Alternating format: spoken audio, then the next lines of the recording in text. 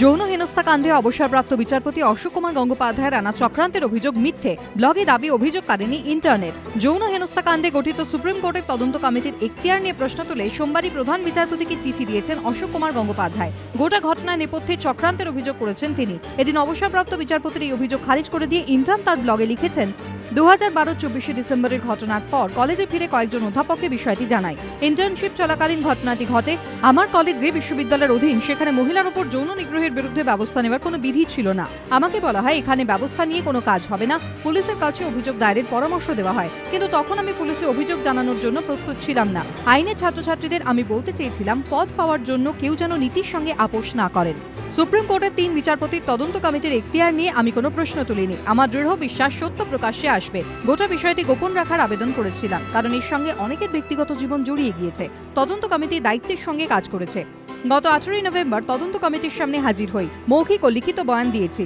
29 November অতিরিক্ত solicitor general Indira জয়সিংহকে হলফনামা পাঠাই। হলফনামায় আমার উপর যৌন নিগ্রহের যাবতীয় তথ্য দিয়েছিলাম। তাকে উপযুক্ত ব্যবস্থা নেওয়ার আবেদন করি। কমিটির রিপোর্ট সামনে আসার আগেই কয়েকজন আমার বদনাম করার চেষ্টা করেন। সম্মান বাঁচানোর জন্য ইন্দিরা জয়সিংহকে বয়ান প্রকাশ্যে আনার কথা বলি। আমার বয়ানকে যারা মিথ্যে বলছেন, তারা শুধু আমাকে নয়, সুপ্রিম কোর্টেরও অপমান করছেন। আমি অনুরোধ করছি, পুলিশে অভিযোগ জানানোর সিদ্ধান্ত আমার উপরই ছেড়ে দেওয়া হোক। এ বিষয়ে সঠিক সময় সিদ্ধান্ত নেব। ছাত্র ভোটের আগে ছাত্র রাজনীতি নিয়ে কড়া বার্তা রাজ্যপালের। 31 জানুয়ারির মধ্যে রাজ্যের সমস্ত কলেজ এবং বিশ্ববিদ্যালয়গুলিতে ভোট হওয়ার কথা, কিন্তু ভোটের আগেই কলেজে কলেজে বিশৃঙ্খলা, শুরু ছাত্র সংঘর্ষ। বহরমপুরে কৃষ্ণনাথ কলেজ থেকে কলকাতা জয়পুরিয়া কলেজ, অশান্তির ছায়া সর্বত্রই। রাজ্যপাল সম্প্রতি অরাজনৈতিক ছাত্র সংসদের কথা বলেছেন, কিন্তু এখনই যে বাস্তবে তা কার্যকর করা সম্ভব নয় বুঝিয়ে দিয়েছে রাজ্য সরকার। এমনকি পুরনো ভোট বিধি মেনেই রাজ্যে কলেজ বিশ্ববিদ্যালয়ে ছাত্র সংসদ নির্বাচনের কথা বলা হয়েছে। এই প্রেক্ষাপটে রাজ্যপাল এম কে নারায়ণন ফের বার্তা দিলেন ছাত্রদের। মঙ্গলবার যাদবপুর বিশ্ববিদ্যালয়ের সমাবর্তন অনুষ্ঠানে তিনি বলেন, ক্যাম্পাসে রাজনীতি আলোচনা বিতর্কে সীমাবদ্ধ থাকা জরুরি, তা যেন কোনোভাবেই বিশৃঙ্খলার কারণ না হয়।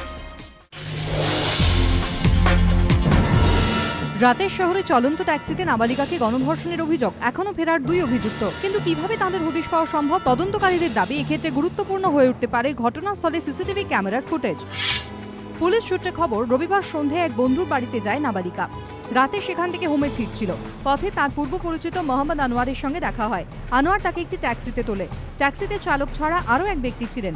অভিযোগ, গাড়ির মধ্যেই নাবালিকাকে ধর্ষণ করেন আনোয়ার। এরপর তাকে নামিয়ে দেয়। ভোরে রিপন স্ট্রিটে মায়ের কাছে ফিরে আসে নাবালিকা। মেয়েকে দেখে মায়ের সন্দেহ হয়। এরপর নাবালিকার মা তাকে হোমে নিয়ে যান। সেখানে সে রাতের ঘটনার কথা জানায়।